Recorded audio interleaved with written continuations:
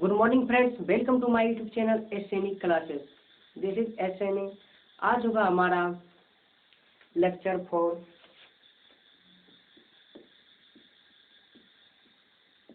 Class 9 chapter 1 real number. Chapter का नाम क्या है? रियल नंबर यानी वास्तविक संख्या। और लेक्चर क्या होगा? 4। मेरा सब्जेक्ट क्या है? मैथ।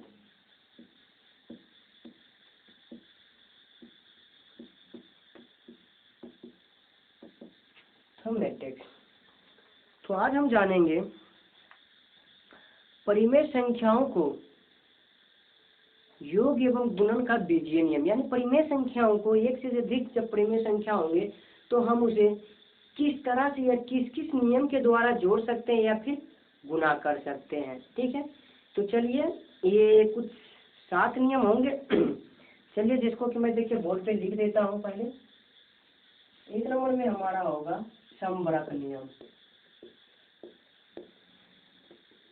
इसी को हम बोलते हैं समवृत्त नियम भी, या इसका एक और नाम है मिलन नियम।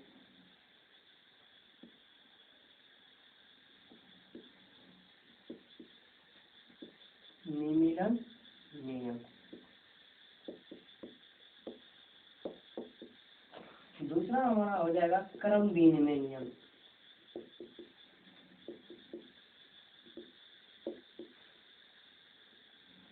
क्रम विनिमय नियम। तीसरा हमारा हो जाएगा सहचर्य नियम।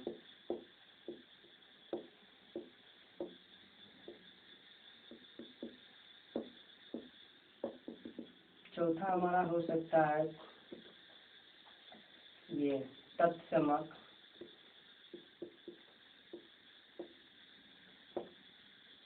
अव्यय। देखिए, अगर आप वीडियो को पूरी तरह से अच्छा से देखिएगा बिना स्किप किए हुए।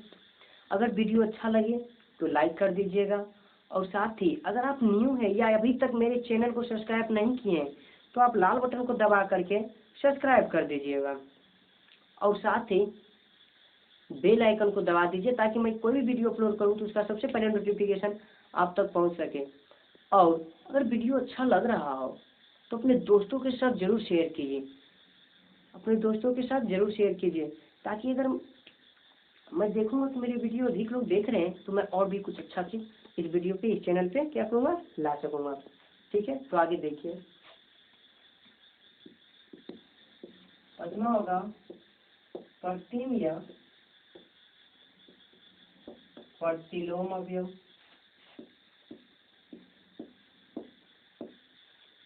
छठा हो जाएगा काट नियम। और सातवां होगा आपका बंटन या वितरण नियम। तो चलिए इस सभी के बारे में मैं डिटेल से स्टडी करता हूँ। देखिए समवर्ग नियम क्या है। समवर्ग नियम है कि जब हम दो परिमेय संख्या को जोड़ रहे हो या गुणा कर रहे हो तो इसके फलस्वरूप जो योगफल आएगा या गुणनफल आएगा वो भी परिमेय संख्या होगा। जी हाँ। Oh no shit. जी हाँ, जब हम दो परिमेय संख्या को जोड़ रहे हो या उसका योगफल कर रहे हो तो वो भी क्या होगा? परिमेय संख्या ही होगा।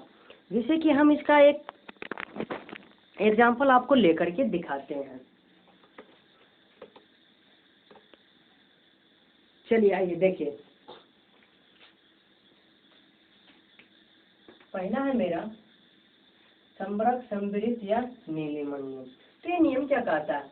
जब हम दो परिमेय संख्या को आपस में जोड़ रहे हो या आपस में गुणा कर रहे हो तो जो प्राप्त होगा वो भी क्या होगा? एक परिमेय संख्या ही होगा।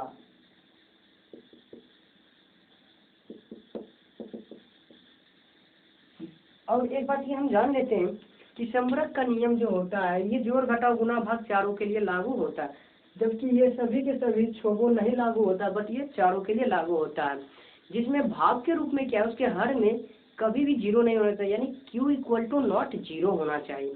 तो देखिए समरक नियम, समरिक नियम या मिलन नियम क्या है?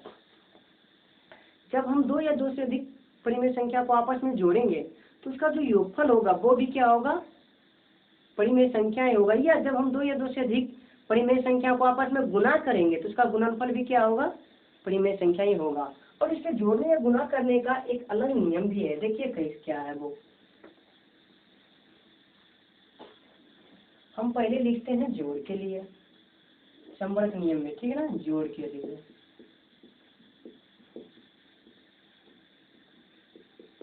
जब हम प्लस को, जब दो प्लस चिन्ह को जोड़ते हैं तो प्लस आता है। जैसे कि हम यहाँ हम लेते हैं, देखिए इसका एग्जाम्पल, जैसे कि मान लीजिए कि दो को हम दो से जोड़ रहे हैं तो क्या आएगा 4। तो देखिए ये जो दो है इसके आगे कोई चिन्ह नहीं, तो हम जानते हैं कि किसी भी संख्या के आगे अगर कोई चिन्ह नहीं लिखा हुआ तो इसका अर्थ है कि वहाँ प्लस चिन्ह छुपा हुआ रहता है। इसका अर्थ क्या है कि वहाँ प्लस चिन्ह छुपा हुआ रहता है। तो देखिए यहाँ भी प्लस चिन्ह छुपा होगा और इसके आगे अगर कोई चिन्ह नहीं तो यहाँ भी प्लस चिन्ह, तो दोनों प्लस और यहाँ भी प्लस। तो देखिए दो जब प्लस चिन्ह को जोड़े तो आपस में क्या हो गया, प्लस। और एक बात ये आप याद रखिए कि जोड़ करें, घटाव करें या गुना करें, जो भी मतलब जोड़ और गुना, क्योंकि हम यहाँ ऑब्वियसली जोड़ और गुना का ही बात करेंगे, तो जोड़ करें या गुना करें, चिन्ह का गुना चिन्ह के साथ होता है, जबकि संख्या का यानी अंक का डिजिट का गुना डिजिट के साथ होता है। तो देखिए हम चिन्ह का चिन्ह के साथ जोड़ा गया, अब दो दो 4 हो गया। साथ में हम देखते हैं कि अगर जो एक जोड़ और दूसरा माइनस हो, या पहला ही माइनस हो दूसरा जोड़ हो, तो ये दोनों में एक ही कंडीशन होता है कि प्लस माइनस दोनों हो सकता है, प्लस माइनस दोनों हो सकता है। कहने का मतलब क्या है, दोनों होगा, बट होगा क्या, तो बड़ी संख्या वाला चिन्ह, बड़ी संख्या वाला चिन्ह। इसको चलिए हम इस एग्जाम्पल के साथ समझते हैं। जैसे कि मान लीजिए कि 2 में हम जोड़ रहे हो -2, 2 में हम क्या जोड़ रहे हैं -2। देखिए मतलब हम 4 में जोड़ रहे हो -2, 4 में क्या जोड़ रहे हैं -2। देखिए 4 है, और एक बात यहाँ पर याद रखिए कि ब्रैकेट का मतलब जब दो चिन्ह आता है आपस में तो हम ब्रैकेट देते हैं, दो चिन्ह आता है आपस में क्या देते हैं, ब्रैकेट। और ब्रैकेट का मतलब यहाँ गुना हो जाता है, ब्रैकेट का मतलब गुना हो जाता है। हम इसका डिटेल से जोड़ के लिए गुना के लिए में करेंगे, तो आप ये जान लीजिए कि ब्रैकेट का मतलब क्या हो जाता है यहाँ पे, गुना। देखिए 4 में 2 घटाना है, 4 जोड़ 2 का मतलब है कि गुना है, तो प्लस गुना माइनस माइनस हो जाता है, तो हो जाएगा 4 - 2, क्या हो जाएगा, ये होगा 4 - 2। क्योंकि ब्रैकेट का हम पहले कह रहे हैं कि जब भी दो चिन्ह आएगा तो ब्रैकेट बीच में आएगा, और ब्रैकेट का मतलब गुना होता है, तो प्लस गुना माइनस माइनस हो जाता है। हम ये गुना में जानेंगे अभी। तो देखिए 4 में जब 2 घटेगा तो क्या होगा, 2। तो देखिए यहाँ 2 आया, 2 के आगे अगर कोई चिन्ह नहीं है तो इसका मतलब क्या छुपा हुआ है, प्लस। यहाँ भी देखिए 4 के आगे कोई चिन्ह नहीं मतलब प्लस, जबकि 2 के आगे तो माइनस था, तो यानी कि बड़ा प्लस 4 है, तो देखिए 4 का ही चिन्ह आ गया ना। अब हम यही बात करते हैं कि -4 + 2 करते हैं, तो देखिए क्या है, 4 -4 + 2, तो क्या 2 में 4 घटेगा, नहीं, क्योंकि हमेशा बड़ी संख्या में ही छोटी संख्या घटता है। तो हम यहाँ क्या करेंगे, इसका उल्टा करेंगे, 4 में ही 2 को घटाएंगे, 2 आएगा। अब बड़ा क्या है, 4 है ना, तो 4 का चिन्ह क्या है, माइनस, तो माइनस होगा। देखिए हम यही लिखे हैं बड़ी संख्या वाला चिन्ह, तो यहाँ पे बड़ा संख्या 4 था तो 4 का चिन्ह माइनस है तो माइनस आया, और यहाँ 4 बड़ा था तो 4 का जब चिन्ह प्लस है तो प्लस आया। और एक बात याद रखिए कि अगर बराबर दोनों संख्या हो तो हमेशा 0 आएगा, यानी कि जब दोनों संख्या बराबर हो तो हमेशा क्या होगा, 0 ही होगा। और 0 हम बता चुके हैं कि ना प्लस होता है ना ही माइनस होता है, 0 क्या है, ना प्लस होता है ना ही माइनस होता है।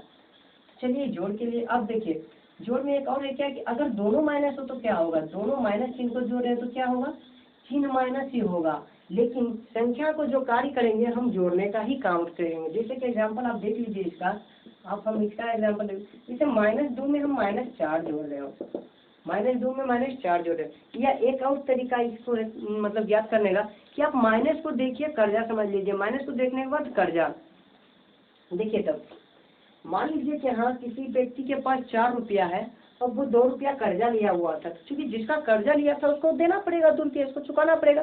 तो 4 रुपया उसके पास है और 2 रुपया कर्जा लिया है तो दे देगा, तो उसके पास कितना 2 रुपया फिर भी बचेगा ना। देखिए 2 रुपया बच रहा है। प्लस से समझ लीजिए कि आपका रुपया और माइनस से समझ लीजिए कि किसी दूसरे का रुपया जो आप कर्जा के रूप में लिए हैं। तो देखिए यहाँ क्या बता रहा है कि 4 रुपया इसके पास कर्जा था, 4 रुपया कर्जा था जिसमें इसके पास 2 रुपया है। तो अगर ये कर्जा वाला को 2 रुपया दे दे तो भी तो 2 रुपया कर्जा बच ही जाएगा ना। तो 2 रुपया बचा क्या कर्जा, तो कर्जा के लिए माइनस लगा देंगे। तो देखिए 2 माइनस। अब यहाँ बता रहा है कि इसके पास 2 रुपया है और 2 रुपया कर्जा लिया था, तो अगर ये दे दिया तो कर्जा भी सोल्व हो जाएगा और इसके पास एक भी रुपया नहीं रहेगा, तो जीरो ही हो गया ना। या 2 रुपया इसके पास कर्जा और फिर 2 रुपया इसके पास आ गया, तो ये 2 रुपया जब कर्जे वाले को दे देगा तो इसके पास क्या बचेगा, जीरो बच जाएगा। यानी ना तो कर्जा भी इस पे रहेगा और ना ही इसके पास रुपया है, तो ये जीरो ही होगा। अब यहाँ क्या बताया जा रहा है कि 2 रुपया कर्जा था और फिर 4 रुपया कर्जा ले लिया है।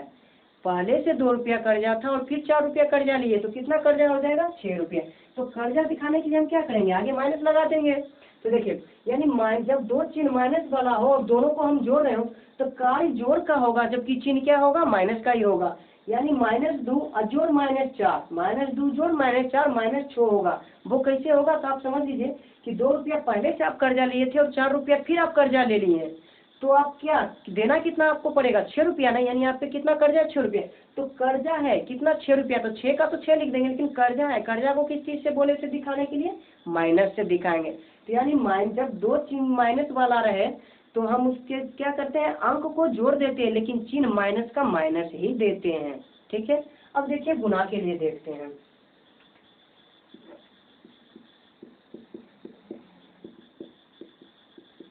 गुणा में क्या होता है, प्लस गुना प्लस हमेशा प्लस होता है, जबकि माइनस गुना माइनस रहे तो भी प्लस होता है। यानी कि दोनों चिन्ह अगर प्लस का हो तो भी प्लस होगा और दोनों चिन्ह माइनस का हो तो भी प्लस होगा। पर अगर एक चिन्ह प्लस हो और दूसरा माइनस हो तो गुना करेंगे तो हमेशा माइनस होगा, या पहला चिन्ह ही माइनस हो और दूसरा प्लस हो तो भी गुना करेंगे तो माइनस। यानी कहने का मतलब क्या है कि दोनों प्लस रहे या दोनों माइनस रहे तो प्लस होगा, और अगर दोनों में से कोई एक भी माइनस रहे, चाहे आगे वाला माइनस रहे या पीछे वाला, तो हमेशा माइनस ही होगा। हम इसको इस एग्जाम्पल के तरह से समझ सकते हैं, जैसे कि मान लीजिए 2 गुना 2 हम करते हैं तो 2 के आगे कोई चिन्ह नहीं, इसका मतलब छिपा हुआ क्या है यहाँ पे प्लस, और ये 2 के आगे भी कोई चिन्ह नहीं, इसका मतलब छिपा हुआ प्लस है, तो 2 दूनी 4। अब 4 के आगे भी अगर कोई चिन्ह नहीं तो क्या हमेशा छिपा हुआ क्या रहता है प्लस, तो यहाँ क्या होगा प्लस होगा। अब हम इस तरह करते हैं कि -2 और गुना -2, तो देखिए चिन्ह का गुना चिन्ह जो करते हैं तो माइनस गुना माइनस क्या हो जाएगा हमारा प्लस हो गया, माइनस गुना माइनस प्लस। वैसे हम प्लस को दिखाया नहीं जाता है किसी संख्या, लेकिन हम आपको सिर्फ समझा रहे हैं, बता रहे हैं, इसलिए यहाँ प्लस दिखा रहे हैं, ठीक ना। तो माइनस गुना माइनस क्या होगा प्लस, और 2 गुना 2 क्या होगा 4, संख्या का गुना संख्या के साथ और चिन्ह का गुना चिन्ह के साथ। तो देखिए माइनस और माइनस प्लस हो गया ना। अब +2 गुना -2 तो क्या होगा माइनस, प्लस गुना माइनस माइनस, क्योंकि हम बता चुके हैं कि अगर एक बीच में से चिन्ह माइनस रहा तो माइनस होगा, एक चिन्ह माइनस रहा तो माइनस हो जाएगा। हाँ दोनों माइनस रहा तो प्लस होगा, लेकिन एक माइनस रहा तो माइनस ही होगा। और 2 दूनी 4। अब माइनस पहले वाला हो या माइनस पीछे वाला हो, एक रहेगा चिन्ह तो माइनस होगा, माइनस और 2 दूनी 4। तो उम्मीद करते हैं अब आप संवृत नियम यानी सम्मिलित नियम, जिसको कि निमीलन नियम भी कहते हैं, समझ चुके होंगे। तो अगला चलिए देखते हैं हम क्रम विनिमय नियम। क्या है अगला हमारा क्रम विनिमय नियम।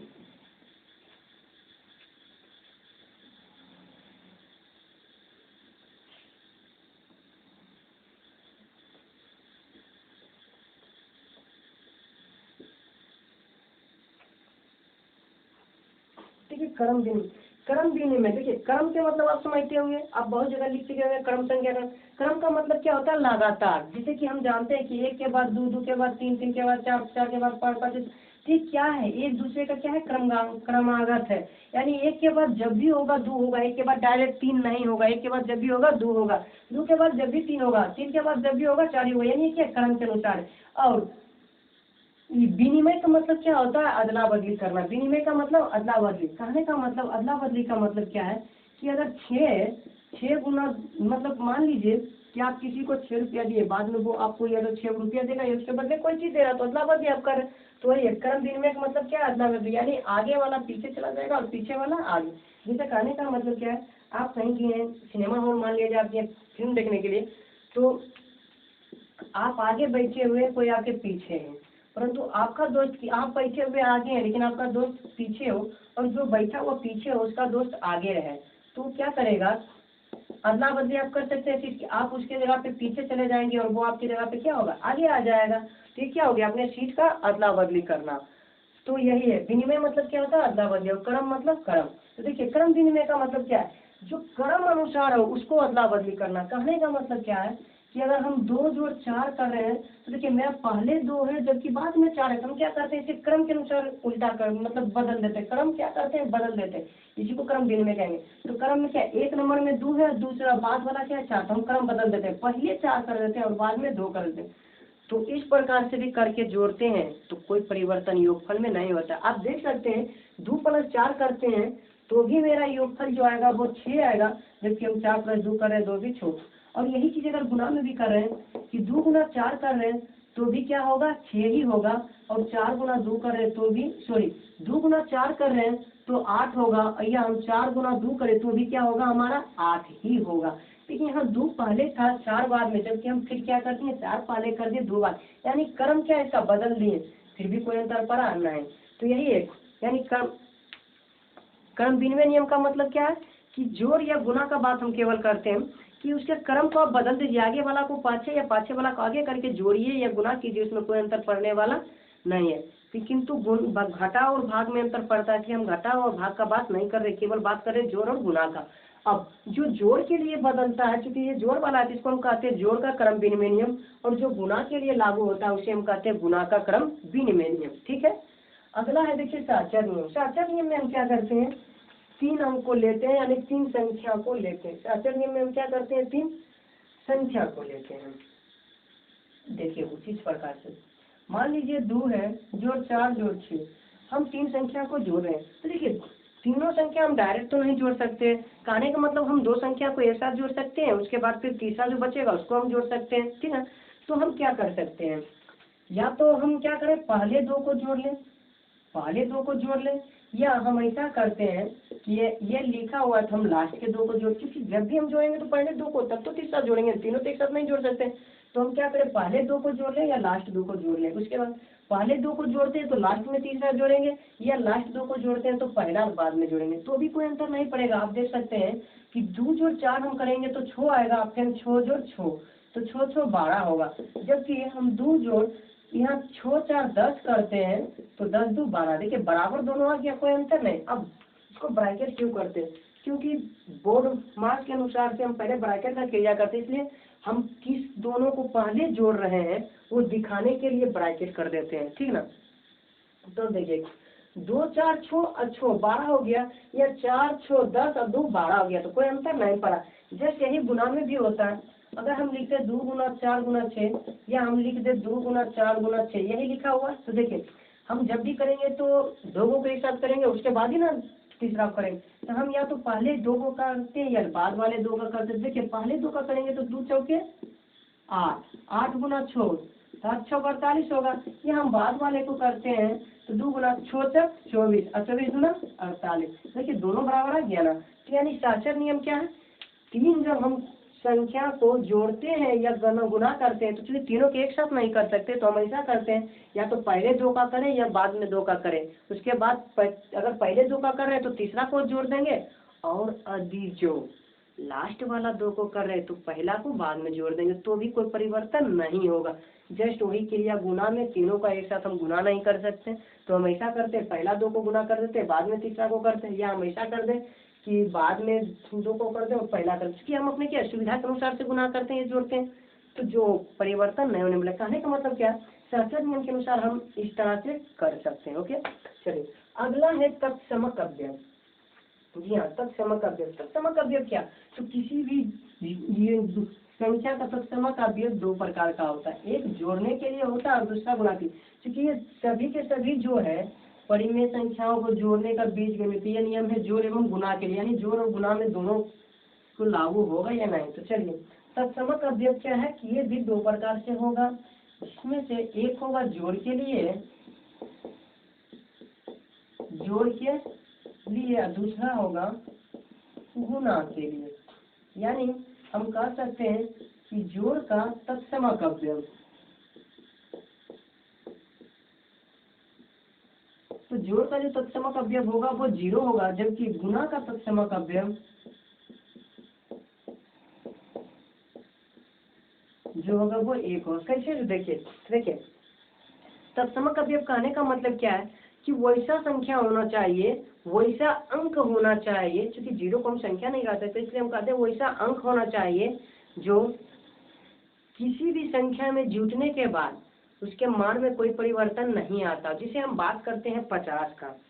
हम बात कर रहे हैं यहाँ पे 50 का। अगर 50 में हम कुछ भी जोड़ दें, 1 2 3 4 5 6 7 8 9, 0 को छोड़कर कुछ भी जोड़ेंगे तो परिवर्तन आएगा। 1 जोड़ेंगे तो 50 से 1 आगे बढ़ जाएगा, 2 जोड़ेंगे 50 से 2 आगे बढ़ जाएगा।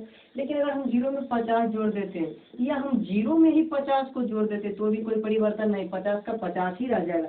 इसीलिए ये जो 0 है ये जोड़ का तत्समक अवयव कहलाता है, या शून्य राशि कहलाता है, या शून्य राशि कहलाता है। और गुना का तत्समक अवयव भी है। क्यों? क्योंकि तत्समक अवयव क्या है? वैसा संख्या जो किसी संख्या सब गुना होने पर उसके मान में कोई परिवर्तन नहीं, यानी उसके गुणनफल में कोई परिवर्तन नहीं आता। जैसे हम बात कर रहे हैं कि 50 में अगर हम 0 से भी गुना करेंगे तो 0 हो जाएगा, 50 में 1 से गुना करेंगे तो कोई परिवर्तन नहीं होगा, या 1 में 50 से गुना करें तो भी कोई परिवर्तन नहीं होगा। इसीलिए क्या है कि ये जो 1 है ये क्या गुना का तत्समक अवयव होगा, यानी तत्समक अवयव सीधे हम सोच लीजिए कि जोड़ के लिए 0 होगा और गुना के लिए 1। क्यों? क्योंकि इसे जोड़ के लिए 0 लिए हैं तो 0 को जब जोड़ देंगे तो कोई परिवर्तन नहीं होगा, और गुना के लिए 1 लिए हैं तो गुना को, इसका मतलब है कि गुना कर देंगे इसी संख्या से तो उस संख्या में कोई परिवर्तन नहीं होगा। ठीक है, चलिए अब आगे देखते हैं हम प्रतीप या प्रतिलोम अवयव। तो देखिए प्रतीप और प्रतिलोम अवयव भी जस्ट इसी के तरह 2 प्रकार से होगा। एक जोड़ का प्रतीप या प्रतिलोम या देखिए जब जोड़ का बात करते हैं तो इसमें एक और आ जाता है ऋणात्मक, यानी जोड़ में इसका 3 नाम हो जाता है, प्रतिम, प्रतिलोम या ऋणात्मक अवयव। अब यहाँ प्रतिम या प्रतिलोम अवयव क्यों लिखते हैं? क्योंकि जोड़ और गुना दोनों के लिए लागू हो रहा, जबकि ऋणात्मक अगर लिखते हैं तो केवल जोड़ में लागू होता है। अब गुना के लिए भी हम लिख सकते हैं गुना का प्रतिम या प्रतिलोम या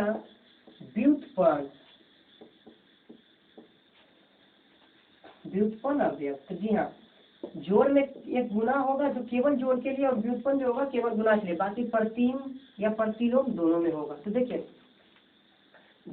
जस्ट इसी पे ये आधारित है, यानी कि तत्समक अवयव पे ही प्रतिलोम अवयव भी आधारित है।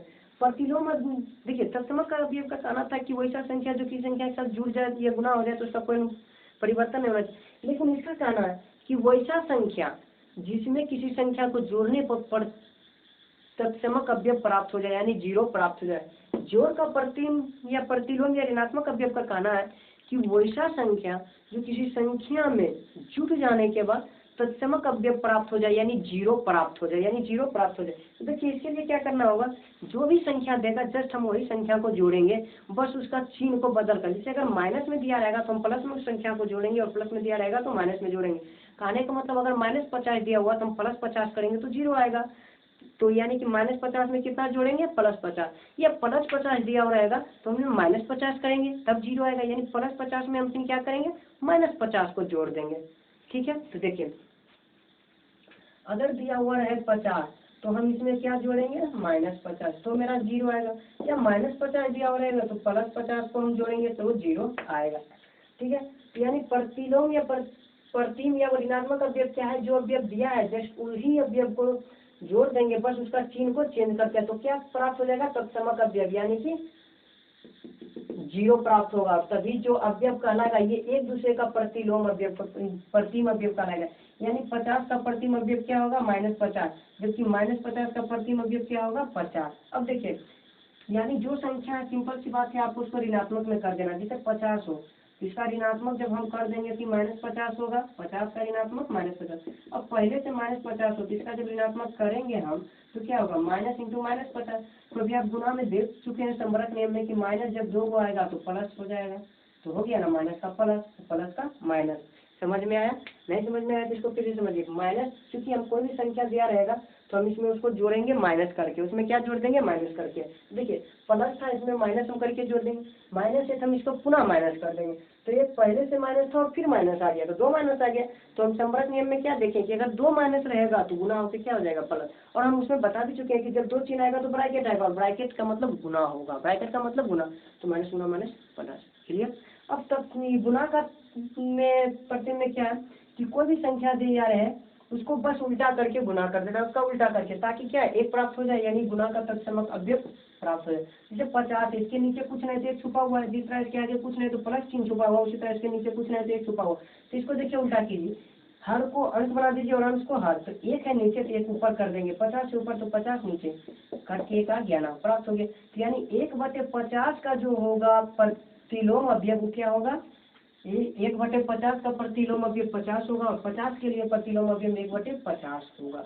अब दिया हुआ है -50 बटे, तो हम इसको क्या कर देंगे 1/-50, तो चूंकि आप जानते हैं कि माइनस नीचे नहीं होता, जब भी होता तो ऊपर होता है, तो इस तरह से हो जाएगा, कट गया। अब माइनस माइनस 2 को माइनस है तो प्लस बन जाएगा, तो यानी फिर देखिए एक ही आ गया ना, जी हाँ, -1 भी नहीं आना चाहिए, एक ही आना चाहिए। तो देखिए इस बार क्या होगा, -50 का जो प्रतिलोम अवयव होगा वो -1/50 होगा, और -1/50 का जो प्रतिलोम अवयव होगा वो 50 होगा। ठीक है, तो उम्मीद करते हैं आप प्रतिलोम अवयव तक आप समझ चुके हैं। अगला है काट नियम, तो आइए देखते हैं काट नियम क्या है।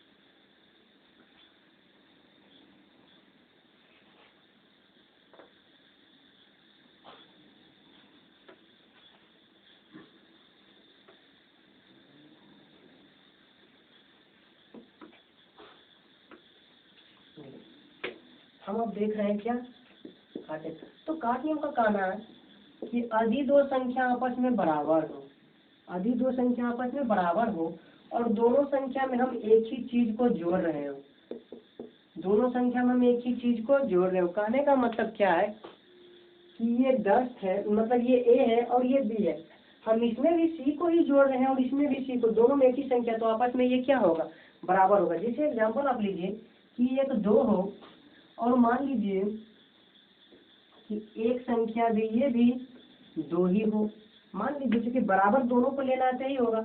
अब अगर हम इसमें 7 जोड़ रहे हैं तो इधर भी 7, दोनों में की चीज, तो ये 9 हो रहा है, ये भी क्या हो रहा है, 9 हो रहा, बराबर हो रहा है।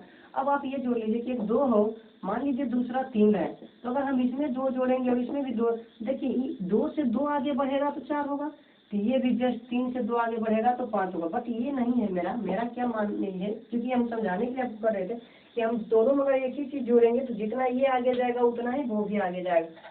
बट यहाँ क्या है हमारा कि अगर दोनों बराबर हो तो जब हम दोनों में एक ही संख्या जोड़ेंगे तो वो भी बराबर होगा, और यदि A और B आपस में बराबर हो तो अगर हम दोनों में एक ही संख्या से गुना करेंगे तो भी ये क्या है, बराबर ही होगा। जैसे 2 बराबर 2 है, अगर दोनों हम 4 से ही गुना करेंगे तो बराबर ही हो जाएगा 8। अब जैसे देखिए हम अलग अगर हम गुना करते हैं तो क्या होता है, जैसे 2 बराबर 2, इसमें हम 3 से करते हैं, इसमें 4 से हो जाएगा 6 और ये हो जाएगा 8, जो बराबर नहीं होगा। तो इसीलिए दोनों को हम अगर अलग चीज जोड़ेंगे तो बराबर नहीं होगा, लेकिन अगर दोनों में एक ही चीज जोड़ रहे हो या एक ही चीज गुना कर रहे हो तो आपस में क्या होगा, बराबर होगा। यही है काट नियम। और भी काट नियम है दो, देखिए क्या है दिखाते हैं। काट नियम का अब कहना क्या है कि यदि जो दो संख्या को हम आपस में गुना किए और बराबर आ गया, जैसे मान लीजिए कि ए बी बराबर हो ए सी, तो क्या होगा, तो यदि ये बराबर ये हो तो क्या होगा, तो देखिए इसमें दो कंडीशन होता है। या तो आप किया कीजिए कि ए को मान लीजिए 0 के बराबर, क्योंकि अगर ये 0 के बराबर मानते तो हम जानते किसी भी संख्या को 0 से गुना कर देंगे तो वो क्या होगा, 0। तो देखिए यहाँ पे ए 0 हो गया तो 0 गुना बी क्या होगा, 0 होगा, और ये अगर 0 यहाँ भी, चूंकि यही है तो यहाँ भी 0 ही होगा, 0 गुना सी 0।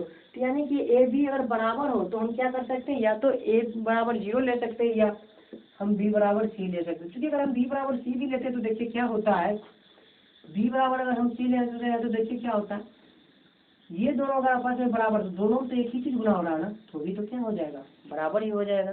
ठीक ना, तो यही है काट नियम। अगला आपका है वितरण नियम, जिसको कि हम बंटन नियम भी कहते हैं। तो ये क्या है, देखिए